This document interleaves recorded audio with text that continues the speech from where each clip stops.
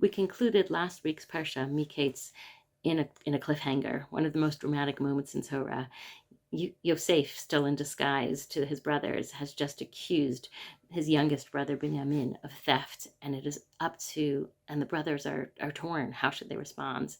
And that's where we left off. This week's parsha, there is one word which changes the course of Jewish history: Vayigash. The brothers were faced with a choice. Are we going to accept our fate, or are we going to vayigash? Are we going to engage? Are we going to react? Are we going to respond?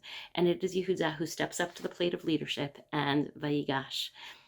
Interestingly, though, the Torah doesn't just tell us vayomer. It doesn't tell us what the content of what Yehuda said. It emphasizes that vayigash, that decision to approach, to engage. The Chachamim are split on the exact connotation of the word vayigash. They each look at other places in Tanakh where the word appears. Rabbi Yehuda suggests that the connotation of the word vayigash is combative. We see this in Sefer Shmuel in the context of David's famous general Yoav, who Vayigash Yoav im ha'am asher imo lemilchama. Yoav leads his men into battle. On the opposite pole, we have Rabbi Nechemiah, who says, no, Vayigash has a conciliatory tone.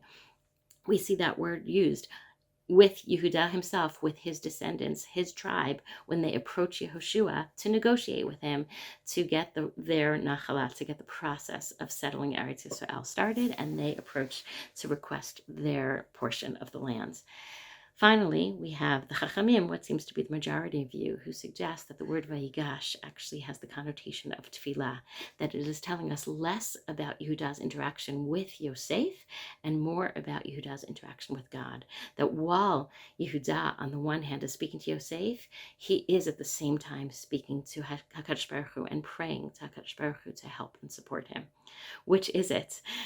Rabbi Eliezer comes along as the fourth approach, and he says that Yehuda was saying, Im lemachama aniba, im lepiyus aniba, im letfila aniba.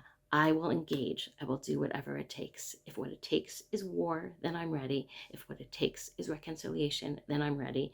And if what it takes is tefillah, then I'm ready.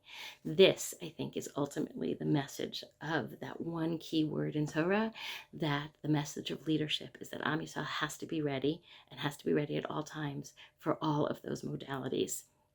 And perhaps the biggest act of leadership is knowing when is the right time for war, when is the right time for conciliation, and when is the right time for tefillah.